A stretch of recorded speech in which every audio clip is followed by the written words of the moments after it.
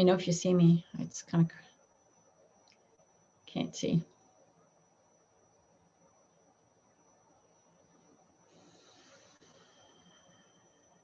Can you see? Okay. Not yet.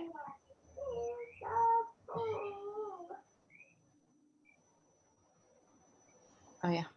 Can you see? Good morning, everyone. Good morning. This is Chantal. I am so delighted to see you today. And with me is Christian, my friend Christian, who is a coach and who works with moms, single mom, and she's really good at getting moms healthy.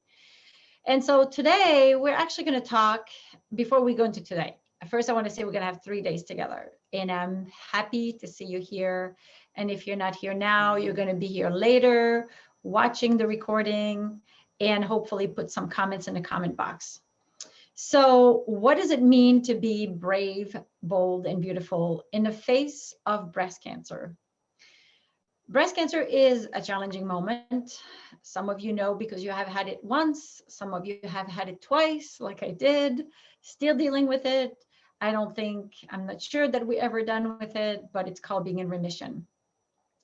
So being brave really means having the courage to face life as life presents itself, having the courage to deal with the changes that your body is going through, having the courage to be with yourself as you are moving through the decisions you're making. And really being bold means the same thing, which is connect to your power and be able to align your life with your purpose and with your passion, and make sure that your daily decisions are actually lining up with who you are at this time and who you want to be for whatever is left. So let's face it, and I will talk about being beautiful in a minute, but really let's face it, when these things happen, when you get hit with a life-limiting illness like breast cancer, everything stops. It may not stop forever, but everything stops. And then we have to recalculate.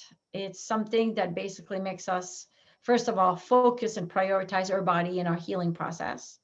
And it also impacts on the rest of our life, which is our family, the relationships we have with people, friends, the coworkers, our job, our financial situation, the place where we live. There's all kinds of stuff happening. So when we go through a healing crisis like breast cancer, it really is a call. I see it as a call to go deeper into who you are and really find the roots of your own innate courage and find the roots of your boldness.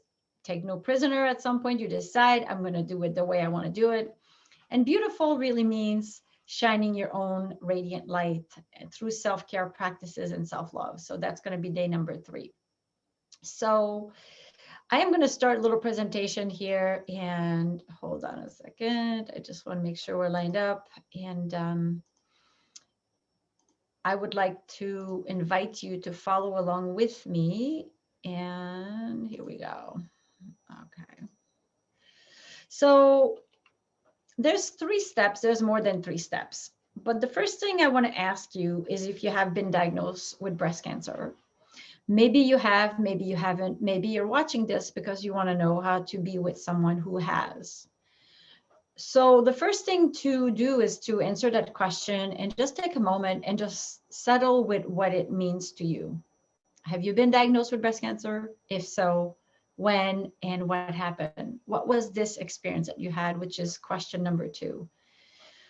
Was this a life-defining moment? And what I mean by this is a moment where you're going, and then everything stops.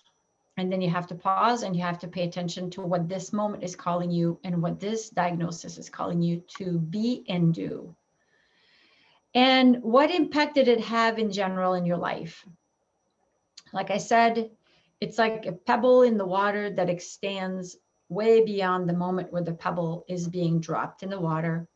So it's a defining moment that has repercussion, I'm hoping, and I'm wishing, and that's what I want to talk to you about, that you can actually make choices around where those repercussions are going. And then, do you want to live your remission, being brave, bold, and beautiful? So remission is a word that my oncologist used last time I met with him. And it was an interesting word for me to play with because I basically had 2 rounds, and I'm just going to, for a moment, pause the slide. I had 2 rounds of breast cancer. The first one was in 2014, and I went through all my treatments, and I was in the midst of a separation with my husband of 23 years.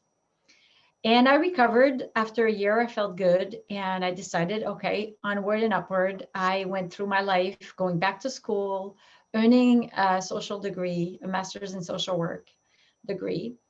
And then when I was done and keeping the house and going through the separation and the divorce process, and when I was done with all that, my divorce got finalized 3 days after I graduated. I found a job a couple of weeks later, and then I got into the work itself and also studying for what was called the national exam. So all of this happened in a very short period of time. And so when I passed the national exam, 2 weeks after, I started having a fever. And this was a year ago when we were starting COVID. So it was confusing. And because of that, I had to go and get tested. The good news was the test for COVID was negative. The bad news was that something was wrong with my lungs. And it wasn't my lungs, it was actually my breast. Now, mind you, we're in the middle of COVID, and maybe some of you do remember, maybe it didn't happen for you at that time. There's no support. We can't go anywhere. It's springtime. I live in New England. It's cold, it's gray, and there's no one to see, no one to talk to except by phone. So I get this phone call from my doctor, and I'm in my kitchen. And then she says to me, and I could hear it in her voice as soon as she starts saying, "Hello, Chantal. I want to tell you what the test results are." So I'm sitting there, and I know she's going to say something. And she says, "Good news is it's not COVID. Bad news is something is wrong in your chest, and it's pretty big." So I sat there, and it's one of those moments in time where time freezes. And maybe you remember that moment for yourself. And everything, my mind is swirling. And part of my reaction was, why now? After I worked so hard for 6 years, I passed the 5-year mark. I felt like I was cancer free, good to go, and my life was coming together. And all of a sudden, I'm dealing with this. So, mind you, it's COVID, and I'm going through 5 weeks without getting the right diagnosis. It was hard to get. It was hard to see doctors. It was hard to get the appointments, a biopsy. All of this took forever. It's 5 weeks of me being in my house by myself, not having any support except by phone. And I remember one night I was falling asleep on my couch, and I got a phone call from some people that are part of my community that are very important to me. And I was so surprised and so touched by their phone call. They just wanted to say, "Hello, Chantal, how are you doing? We're here." And that started giving me a little bit of momentum, because up to that point, I thought, hey, why not just calling it quit, right? I mean, I've worked so hard, and here I am, and I may not be able to keep going. But that reaching out, these people reaching out to me and being there for me is what got me climbing back up the hill.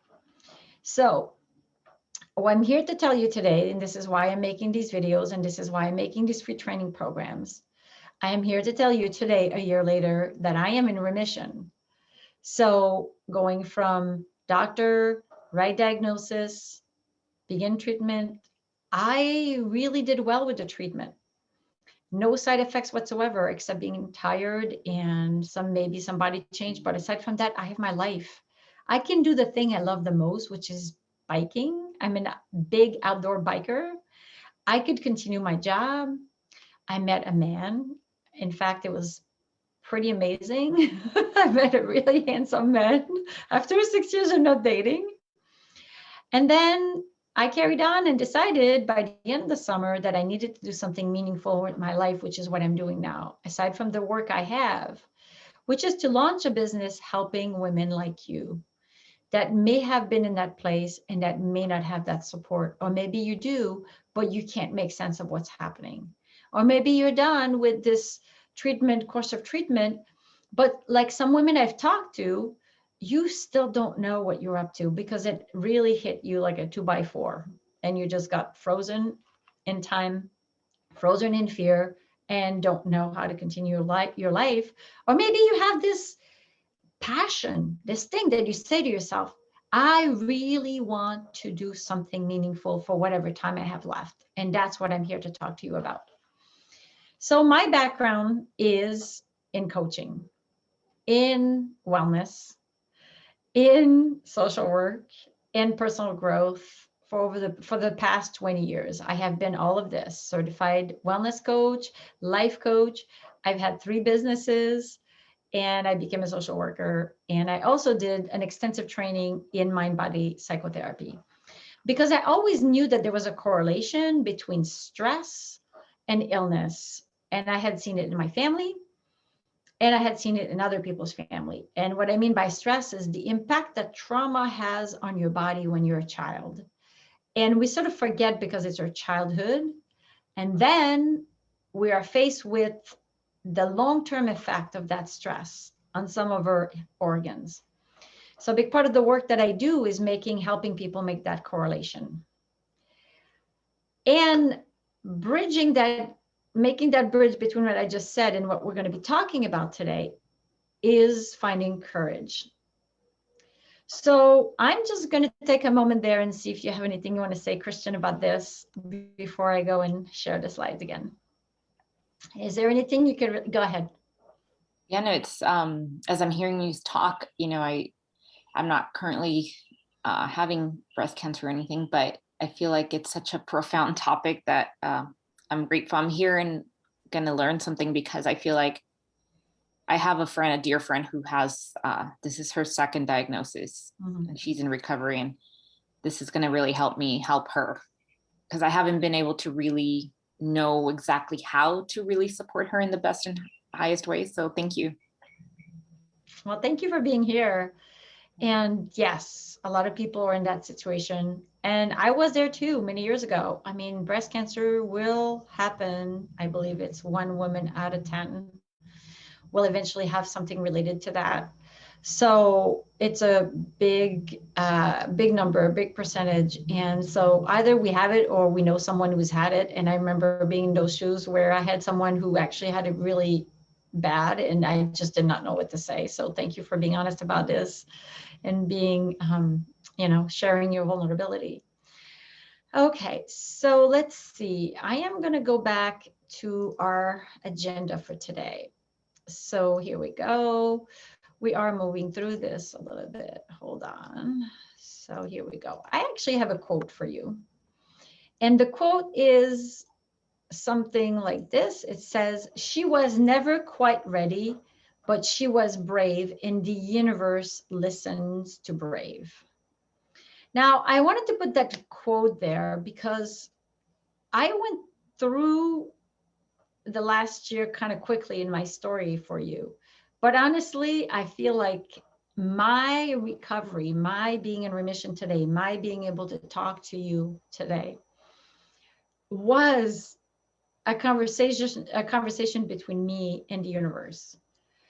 I somehow decided, because decisions have power, that I would actually go and be that person that would recover. And that's a decision that we can make. This is not something we can either roll over and give it up like I initially wanted to do, or we can basically decide, no, I'm going to do something and I'm going to do my best. And we don't know what the outcome is. None of us have actually control on the outcome of our life. We do our best and we just let the universe meet us halfway. So being brave is really about, I'm going to move this a little bit. Here we go. Practicing tools to transform fear into courage. So today we're going to be talking about this. Being bold is about living your purpose with passion, like I said before, and choosing to align your action with your heart's wisdom. Breast cancer is a heart chakra center disease. And I will tell you a little bit more later about why it matters, or mostly about why it matters tomorrow. Our heart is the center. If anyone knows anything about those energy centers, there's 7 of them, and the heart is right in the middle, having our humanity meet our divinity. And the heart is right in the middle trying to manage that. So when we have something like breast cancer, it's something that affects directly the heart center. And I just don't mean the heart like the physical heart, I mean the energetic space around your heart. So we'll talk about that tomorrow. And being beautiful really means about fostering your own inner radiance. Hey, you've got this, you had it. Why not let yourself be who you are and really give yourself all the tools, the self practices for self-care and self-love. So here we go. I want to talk about bravery because as I'm preparing for this, I am aware, and you might be aware of it too, and maybe you're not. So I just want to remind you, you already have showed up for yourself by going through this process. You already have been called to be brave. Every day when we get up, and I said that to a friend of mine this morning, I feel like as human beings, every day when we get up, we have to be brave to say yes to the day. Some of it is great. Life is beautiful. I live in a corner of the world that is absolutely magical right now. It's springtime. And some of it is great because we have people around us that love us and support us. And some of it is awesome because we have resources that we can pull. And yet there are some challenges. Life is not easy. We go, and then boom, we get hit by something like this or something else. And then fear shows up and rear its ugly head. So I'm going to talk about fear in a second, but I just want to say when you face your body transformation, you are being brave.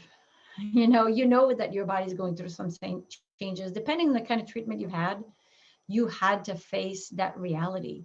Your body's changing, it's being invaded, it's being cut through, you having different, I want to call it invasive treatments that are there to really help manage this thing called cancer, because you decide and you choose to stay alive. That's why you make it your goal to go through those treatments. And you're brave because when you do this, you hold healing as a possibility. You really hold that it is possible to heal and come back to life. And I'm here to tell you that it is. And like I said, I don't know for how long, none of us know. And if this is something we learned through COVID, is really that we don't know what's happening tomorrow, but we know how we can manage our current reality today. And we are also brave by allowing ourselves to be vulnerable. There's no way to go through this without feeling vulnerability. And if you've ever heard Brené Brown, who's a social worker in Texas, who wrote many books, but one of them has to do with courage, you will hear her say that being vulnerable is the way through our courage and through our own innate strength. So I just want to say that. So, and accepting support is also an act of bravery. Some of us, like I have grown up in challenging environments. And for me to say yes to people when they want to help me is very challenging. For some of us, it's not, but for me, it is. So take a moment, and as I went through this, ask yourself in this moment what you are. I'm going to stop this for a second. Where do you show bravery right now in your life? It is important to recognize that. It is important to see in your moment to moment, day by day, where you are brave. Sometimes it's just getting up in the morning is brave. Going through the day is brave. Making hard decisions is brave. Telling people that you have this is brave. Asking for support, reaching out for help. These are all acts of bravery. So I'm inviting you to take a moment right now and just, take a breath and just really acknowledge yourself for that bravery that you have had since forever. As we grow up and we become adults, just that is an act of bravery and taking responsibility for our lives, right? You're nodding your head, Christian. And I want to say Jen is really brave because she's a single mom and she is working hard to build her own business and hold all of that together. So we all have our little nuggets of bravery. You want to say a little more about this? Well, it's funny because for a long time there, you're talking about stress and how the impact it has, right? And we have to be brave beyond our circumstances. For a long time, that was a huge fear of mine, that I was so stressed out that I was going to get cancer, that I was going to, you know, have some kind of weird something in my body come up. And that's been my commitment to wellness as I move through my own levels of stress, right? And now that I'm wanting to support my friend too, it's like, okay, how can I help her tune into her bravery, right? What can inspire her? Yes, thank you Yeah. for saying that. Yes. And I'm not, you know, when I talk about the correlation between stress, between trauma, childhood trauma, stress, and illness, it doesn't have to happen that way. Because yes, you can make the choice before it happens. Yes. You don't want to wait until bad things happen to really be responsible and be, when I say responsible, be proactive. So I celebrate you. And yes, help her remember how brave she is, because no matter what, she is brave to continue this journey of healing. So I'm going to go back to my screen here just for a moment. So here we go. We are entering a journey together. And I think, yes, here we go. Sorry about this. Sometimes little things are, here we go. Talking about fear. So I want to demystify fear. I know for years, I didn't even know that I was feeling fear.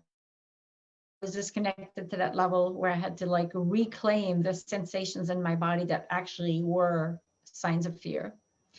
But fear is a normal response. In the face of danger, when you face a life-threatening situation, being afraid is a normal reaction to have. And we all know what that means. You know, you see an animal, like many years ago, I was faced with a mother bear and 4 cubs. My fear came in handy. Or something happened unexpected in your home or your physical environment, and then you know you have to take action quickly, that is a good reaction to have. Now, if left unchecked, like I just said, it will create havoc. It will debilitate your system. So in the moment of a danger as you face a danger, the fear response, which is the fight, flight, freeze, and there's another one called, it's kind of a negotiation, that has been added, but initially it's fight, flight, freeze response, is normal to have. You either make quick decisions, everything in your body is being mobilized, there's a series of hormones being released in your muscles, your blood, your heart, all your central organs are actually sending energy out to the extremities. So you can either fight if you decide, yes, I can take this on, or you flight if you decide this is not going to happen, I have to get away from this, or you freeze, which is also a good response to have. Some animals in the wild will have this response where they literally play dead and they kind of wait for the danger to go away. So these are normal reactions to have.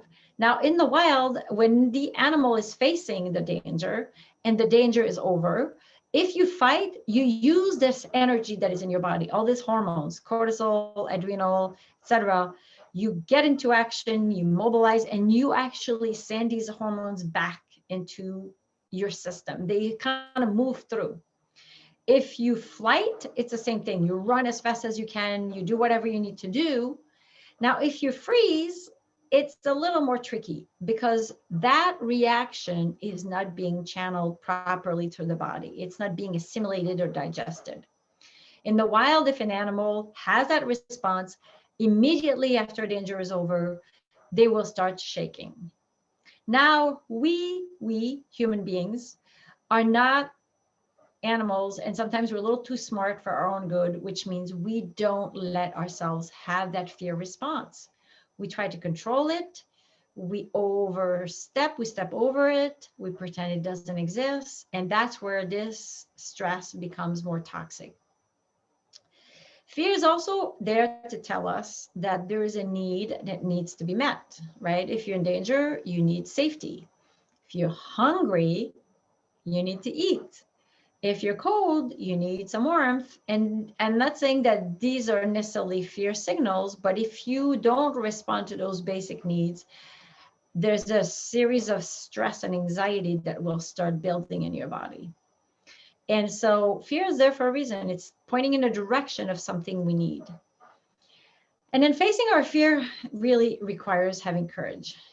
Who wants to talk about fear? Who wants to say, I will raise my hand and feel my fear? And there's a lot of books written out there that are talking about fear. You know, there was one that says, feel the fear and do it anyway, and face your fears, and a bunch of titles. If you Google or if you go on Amazon and you start looking up for books about fears, you'll see a lot of titles coming up, because people are trying to, because we really recognize, and people recognize, that fear can be debilitating. So I'm talking about this because having the response, this is what happens basically when we have and when we are facing breast cancer. We go back to many hundreds, if not thousands years ago, where we're not thinking so much, which is the part of the brain here called the prefrontal cortex. And we are reacting from the limbic brain, which is, we see it. And if you see this little guy here or this little person, basically either looking and making the choice, too big, I can't do anything about it, I'm going to run. Now, breast cancer, it's not something you can run away from because it's not outside of you. So some of the fears that actually show up when we have breast cancer are the following. Will I survive? Will I be okay? Will I survive physically? That's the first question. Then can I or will I be okay financially? Will my family be okay? And this came from the Cancer Network. It's a cognitive map and how we process our thinking and our emotions. Can we physically go through the treatments? Can we manage what it means to go through chemotherapy, having surgery, or whatever treatment you have to go through? And am I making the right choices? Another fear. You know, I went through that. I didn't know which way to go. And then the last one, really, at the end of the day, is facing our own mortality. And I'm not here to be doom and gloom about this. I don't want to say we're facing our death, but we are every day. So breast cancer just brings it a little closer. And so that's why I'm talking to you about being brave, because if you're brave and you face your fear, you go through the doorway to finding your own innate power, your own innate purpose, and really lining up your actions and living your life in according to that. So I've already talked about this, the long-term effect of a fear response. Basically, you may or may not know, but physically, eventually people have heart diseases and gastrointestinal problem, digestive issues. Emotionally, there's a lingering anxiety, there's anger, depression that will settle. Mentally, it's hard to focus and we become perfectionists, or we rush, we worry. So basically, when stress is not digested, like I said, not processed, when fear is not processed, it stays. It kind of like is there in the background. And spiritually, and I'm bringing that element because it's important to have a connection to the greater reality of who you are for all of us. So we're not here. You don't get up in the morning, I'm looking outside right now, and say to the sun, please rise, and at night, please set, and the moon, please rise. We don't talk to the planet and say, please make sure that you spin in your orbit. It's all happening according to a greater something. You can call it God, the universe, greater intelligence, but I really believe that we are all connected to this. So some of us, like I said, will fight, flight, freeze, or fawn is the one I forgot. So when you have breast cancer, are you a fighter? Did you respond by going, I'm going to roll my sleeves up and face what I need to face, and I'm going to deal with the treatments? Or did you flight, which is turned into, hold on a second, I just want to see here if we can move this so that we can see, okay. Flight is being obsessive, overthinking, panicking, rushing, being driven, being busy, getting yourself into more work or getting yourself more occupied with other things. And then the freeze is completely dissociating, being kind of spaced out, and also becoming what I call a hermit. And as I go through these reactions, you can maybe recognize yourself in every part of it. You know, maybe the initial response is freeze and you dissociate and you go through the motions and you don't know what's happening. And then you get really busy. You want to forget that it ever happened, or you go into fighting, you go into like, let's fix this. and then let's run away from it, right? So we all have different reactions, and none of them are actually right or wrong. So I want to say, I want to take a moment here and just ask you, what is your reaction? How do you manage your fear, and how have you managed your fear? Because if you don't know how to recognize the signs of how you manage fear, you can't deal with it. The first thing is to be able to recognize that it's happening. And I'm talking about breast cancer, but it goes across the board. It goes for financial matters, it goes for relationship, it goes for family, it goes for the future. The list is long. If we sit there, we can probably make a long list of what we're afraid of. So, Christian, what do you think? That last slide was really insightful. I was able to see how people around me, but just even myself, where I go when I respond to stress. Like for me, I get into like my work. If I'm getting overwhelmed, I almost want to work more because then everything else becomes obsolete. But then I feel the tension in my body. Yeah. And it's yes, thank you for saying this. Yep. Yeah, and everything feels contracting. I think what I noticed too, what I learned from my friend who I'm here to support, that I think what I'm watching her do, and maybe she kind of evades the problem. Like I know I've wanted to talk to her a little more deeper about what she's going through, but sometimes she'll just kind of brush things off. And I never really picked up on that till right now when I saw that in a very real way of how people respond to the stress. And I'm like, oh, well, she's stressed out about what's happening, obviously, you know? Yes, yes. Thank you again for saying this. And thank you for bringing the example of your friend, because again, it's one of those where we sometimes look at people and we go, why are you doing this? I know that for me, I felt like sometimes I was in denial, and I was. And it was my way of coping. I was like, I'm just going to forget that it's happening. I'm just going to live somewhere else and do something else. Yeah. So that helped me get very clear on how be able to tell now when she's in that space so that I can better support her, kind of ask better questions, or, you know, hold her in a better way. Thank you. Yeah, thank you. So in fact, all of you, I just want to say the slides that I have here today will be posted in the group. Yes to women saying yes to life beyond breast cancer. It's a closed group, and either you're listening from there right now, you will listen to it later. This link will be posted on my business Facebook page as well, who is also dedicated to women who have breast cancer. So either way, you can have, as you join the group, you will have access to these slides, and you can definitely use this as a tool to either for yourself or talk to other people, other women that you know are dealing with this reality right now. Okay, so let's go into the meat of it, which is called how to deal with fear. Hold on a second. We have a little bit of a thing going on here. What is going on? Okay, here we go. So we already went through this. So the 6 steps to dealing with your fear are the following. The first is recognize that you have it. That's why I have the slides about all the behaviors you can have. So when you start noticing that you have behaviors that are related to fear, sometimes you know immediately, you have a gut feeling and you know that you're anxious, or you feel that, or you find yourself not able to sleep, or your mind is racing. You know something is, happening. I call it happening in the background, like my fear is there and it's basically talking to me. So as soon as I know, I pause and I say hello. And it sounds kind of strange because some of us want to push it away.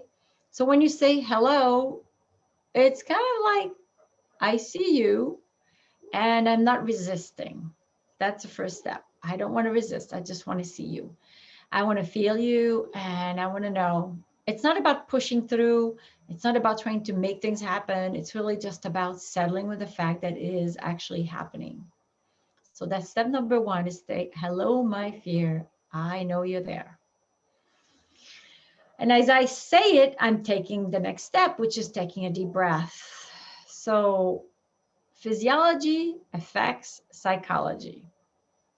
Your breath, the power of your breath, taking long, deep breath, 4 counts inhale,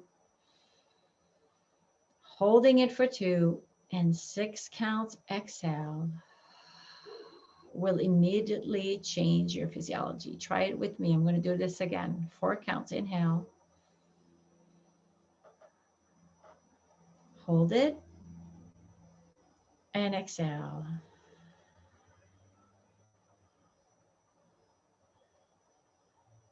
Good job.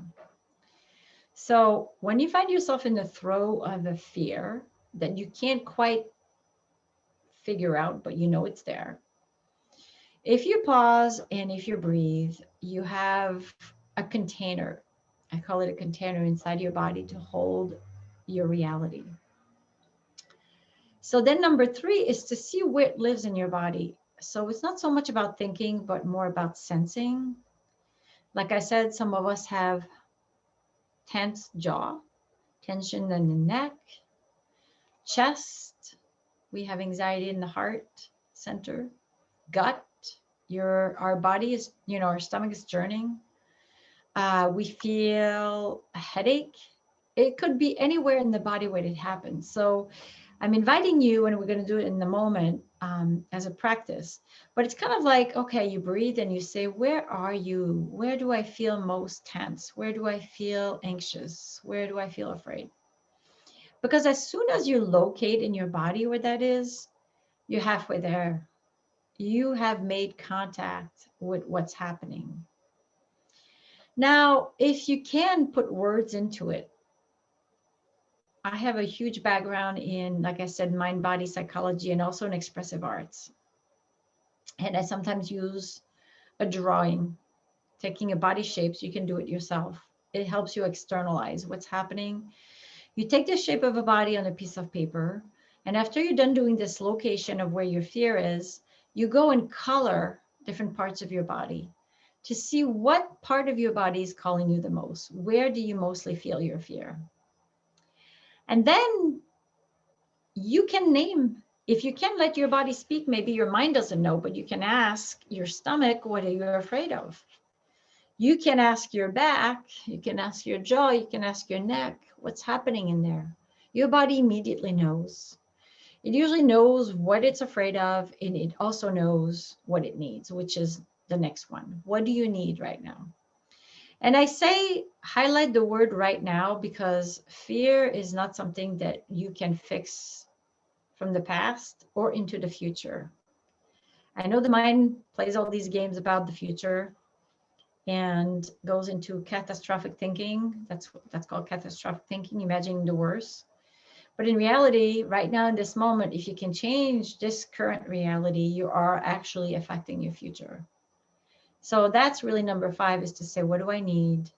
And so needing needs are simple. I need a hug. I need to call someone. I need to tell someone.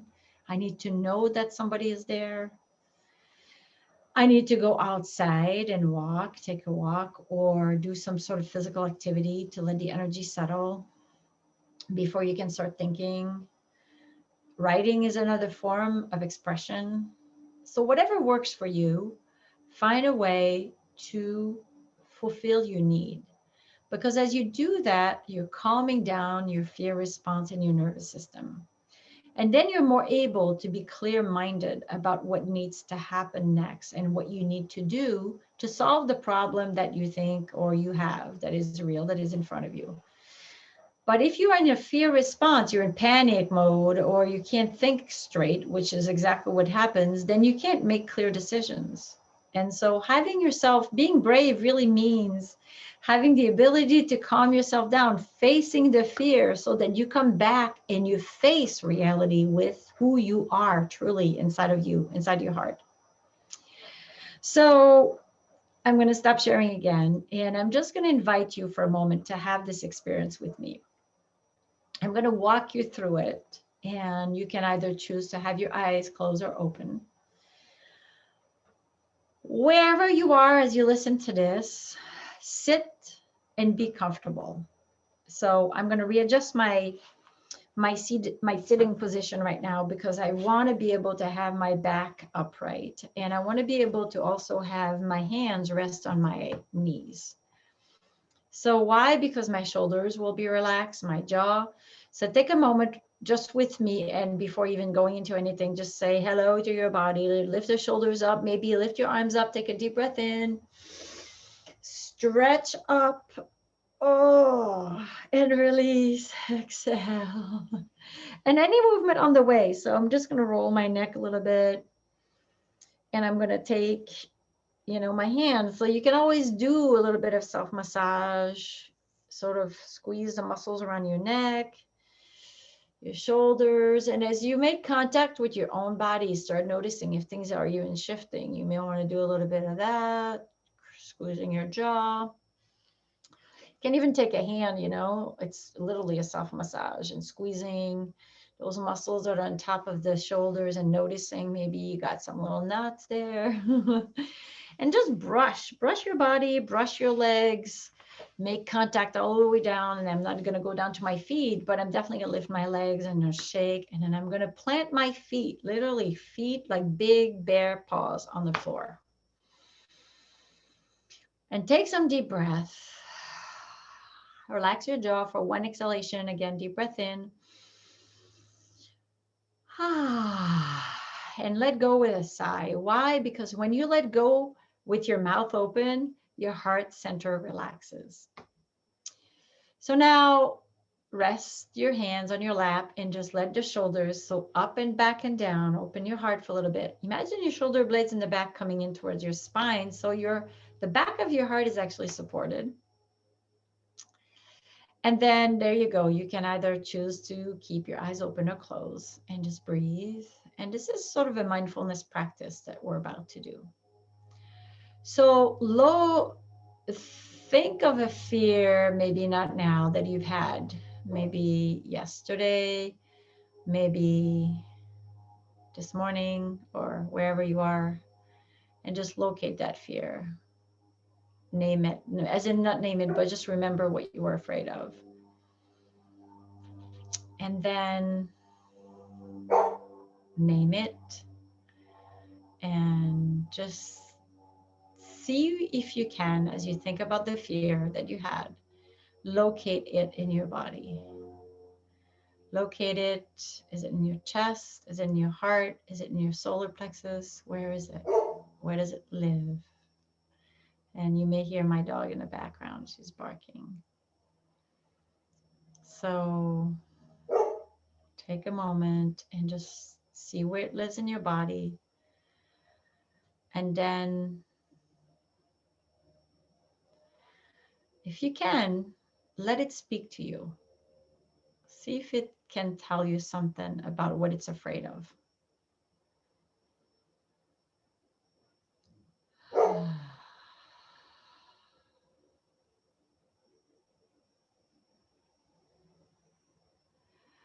And then see if it can tell you something about what it needs. So just say, fear, I know you're there. I feel you. I know I hear you. And I also want to know, what do you need? And then just take another minute or so. And just imagine yourself receiving the information with great compassion and kindness and understanding. So basically, your need can be met. You may not know how, but you know you can meet your need, or your need can be met. And then take another deep breath and thank your body for talking to you. And if your eyes are closed, open your eyes. And then I am going to turn this over just a minute, Christian. I know it's kind of funny, but I had to mute myself just so I could get this one in. I'll be right.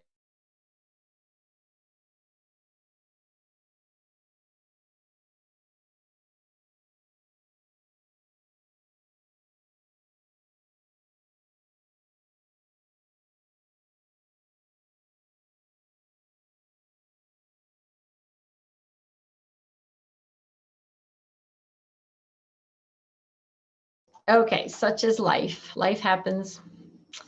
So yes, I'm sorry, I didn't ask the question when I left Christian, but I'm wondering what you notice as you did this? And I appreciate you doing this, honestly. So what did you notice about anything about this experience? I was actually surprised because I usually hold my tension here, which is where I was massaging initially. But then when you had us drop down into our breath and really connect, it was my stomach. I was really overwhelmed yesterday because I have a sick little one at home and I've got so much to do. And it was my stomach immediately was like, I'm overwhelmed. And last night when I went to bed, I felt like my stomach was full and I didn't even have dinner. So I guess it was all the stress. It was a stress response, what I was actually feeling last night when I went to bed. And I heard it like, as you were walking us through, it almost felt like my stomach dropped into relaxation. It was the weirdest feeling. Yeah. I know that's what happens is sometimes we do have surprises when we go through our body. We will have some moments of surprises or aha and discover things. And that's why it's so powerful to work with the body, because that exactly. Did you feel like something shifted in terms of your the stress response and noticing that? Yeah, I feel lighter.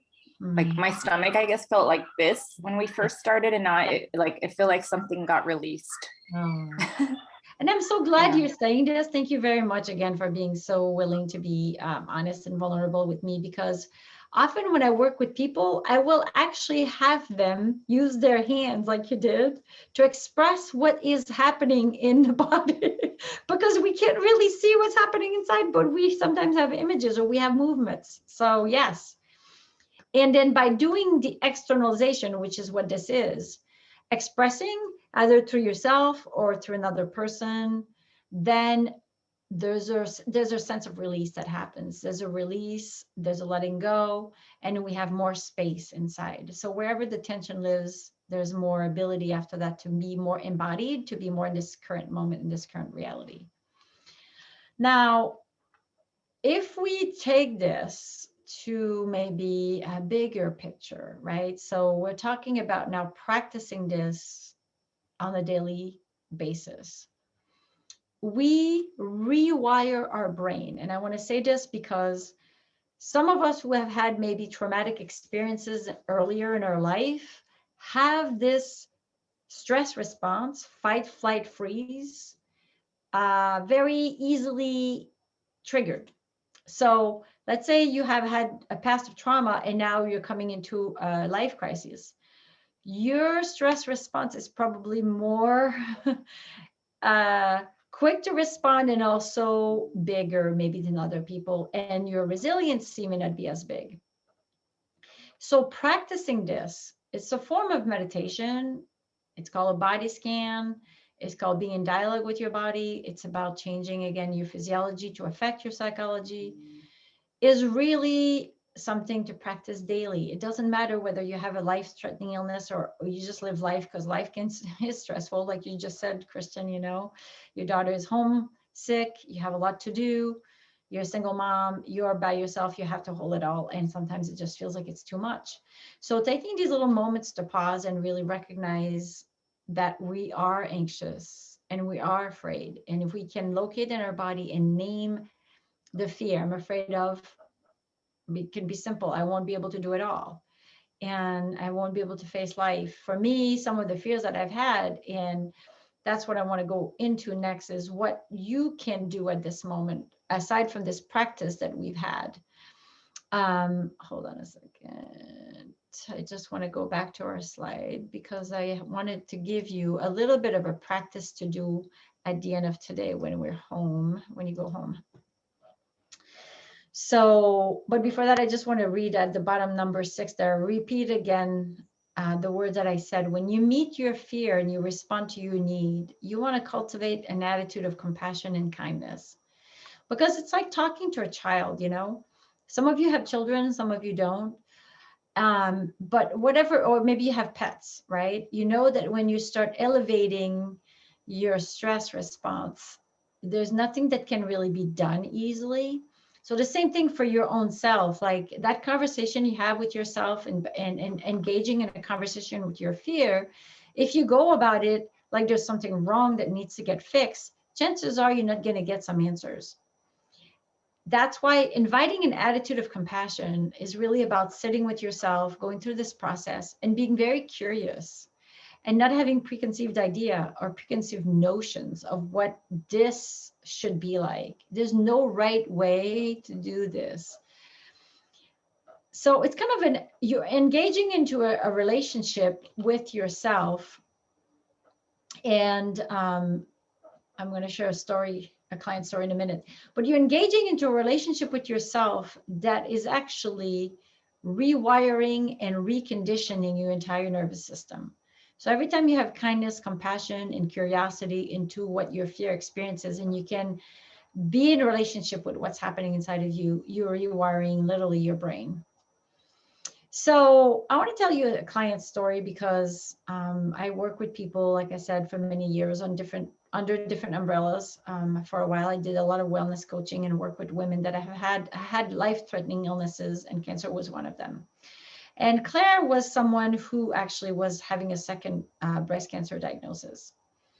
And her fears were not being able to overcome, being alone because she didn't have a family, much of a family left. Lack of financial resources. And I think that shows up for a lot of women, because if you feel like you're going to use your physical capacity and you can't work, your physical reality does change. And shame, the shame that is, and her reality was, I've worked so hard and did so many things since my first diagnosis to change my life. And all of a sudden I have this again, right? The sense of like, what have I done? What am I not doing right? And so it's important to, recognize all these fears, because again, you can't address them unless you know what they are. So her goals were to foster hope, not become hopeless in the face of the second breast cancer diagnosis. And finding some resiliency and being able to move forward despite what seems to be a dire diagnosis. So these were her goals. Like, how do I live through this for a second time? How do I come back to myself? How do I have faith that this can be, that healing can happen, my body can come back, that I can be again the person that I want because I'm not ready to go? So this is what she wanted. So what she did is she started reaching out for support, which is something that she did not do initially in her first diagnosis. She kind of went into a turtle, that number 3, where you go into a freeze response, isolation type of reaction. That's what she did. She told initially a few people who were very trusted people, but she didn't want to tell that many people. So this time around, she thought, okay, I need to expand my network. I need to let people into my life because I can't do this alone. And then help came in many ways. A group of people rallied to pull money together to allow for the landscaping, but the lawn care to be done throughout the summer. Other friends came in the home and helped her fix the house, clean, do some spring cleaning, paint and organize things. And other people came and many people offered to make food. She didn't really need it, but they offered, So she started feeling like she was supported by a direct community, and by extension, by a greater reality called the universe provides. So she eventually moved through and got better. Chemo worked, and felt like it was time now to really take the second diagnosis seriously, which is, what is my life really about? And how do I focus my efforts every day? And what do I say yes to? And what do I say no to? Having boundaries is really important when you have a life-threatening illness, or it's generally important, because that's how we wear out. This is how we get stressed and we burn out, is by not knowing where to draw the line. So she did all that, and she's here today, not gone, still with us, to tell this story. And she's very excited about working with other women also who have breast cancer. That's what she's up to. But her and I worked together for 6 months to really climb back up from that place of hopelessness and fear to where she is now. So I'm going to ask you a question that is really in relationship to what we just talked about. And it's kind of like self-inquiry question. First is to know what your fears are.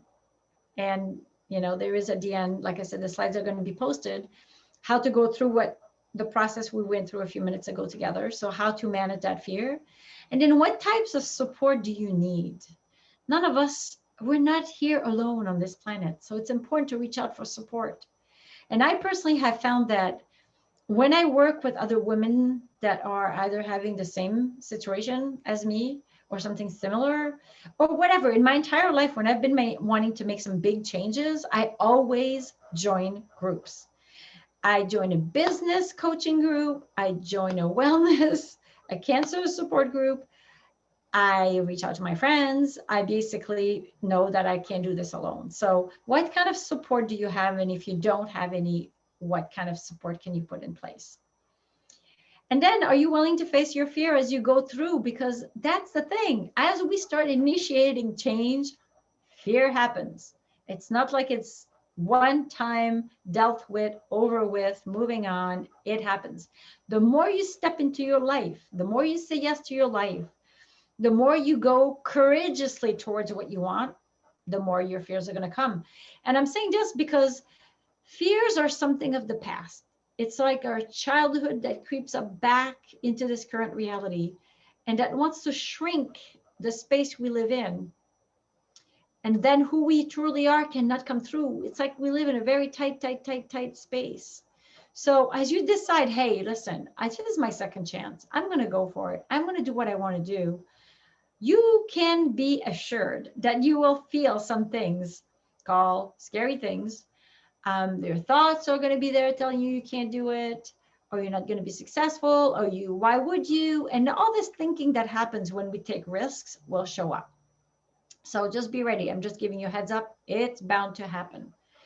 And at the same time, I'm here to say, hey, this is a second chance. And some of us, it's a third chance to really go for your life and what you want. So do you want that for yourself? I want that for you. I want that for me. I want that for all of us. We're here with a purpose. We're here to really live what we came here as a soul to accomplish. So decisions have power. Deciding engages your brain, this current reality brain. So when you decide, yes, I want to move through my process, I want to deal with my fears, and I want to go for what I want for the life I have left, then your brain aligns with that decision. And then courage comes from a deeper place inside called the heart. So you will find a courage that you may not know you have. And that's the fun part. As you go through this process of dealing with your fears, making decisions, next decisions, what do I want? What makes me happy? What elevates my spirit? What am I here about? Then you find a courage that you may not know you have. So tomorrow, say hello to your fear. This is the homework until tomorrow. And when you believe in yourself so much, this is another quote, you make others believe in you as well. Say hello to your fears. So when you start facing life, you become an inspiration. When you become facing your fears, and I'm going to stop sharing now, you actually inspire others, even if you don't try. So here we are. Between today and tomorrow, you have a little assignment to go through this process we went through together.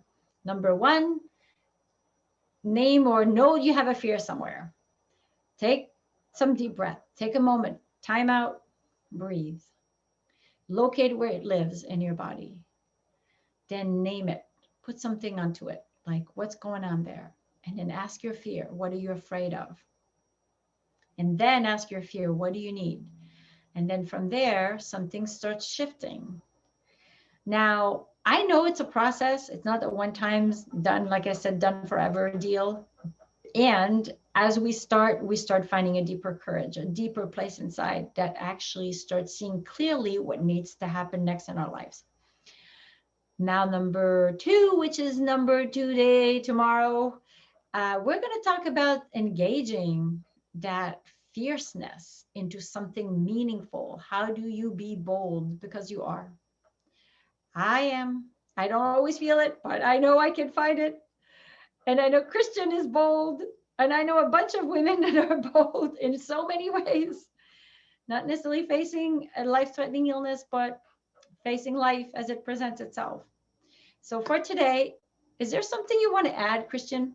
I'm going to wrap it up, but I want to thank you for being here again. And Christian has Motherhood Magic as a group for women that are mothers, single mothers, or also mothers in general, right, Christian? I'll let you talk about it because I'm afraid I'm going to make a mistake.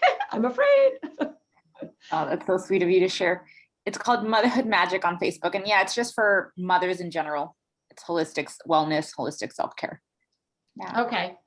Yes, and you can talk more about it tomorrow too, because I really want you to shine your own light, which is what we're talking about tomorrow. I mean, Kristen is taking a huge risk, to launch a business, working with moms when she's a mom herself, single mom, like I said, with this beautiful little girl that we saw a few times on the screen. But anyways, until tomorrow, you have your homework and assignment is to do some inner work a little bit. Spend some time. It doesn't have to be long. And don't get afraid of your fears, because sometimes we start naming them, we locate them, and we're like, oh my God, I have so much fears. Don't do that to yourself. Just be compassionate and curious about what's happening. And post some comments, send me an email, ask some questions. I like being in conversation. And until I see you again tomorrow, I hope that you have a wonderful day. And thank you so much, Christian, for being here today. I really appreciate it. And thank you for what you're doing. I'm grateful to know you and grateful to be in this space and happy that I'm going to get to connect with my friend and be of better support to her during the stage of her diagnosis. Thank you. Yeah, thank you. And just let me know again how she's doing. I want to hear. All right. Have a good day, everyone. Thank you.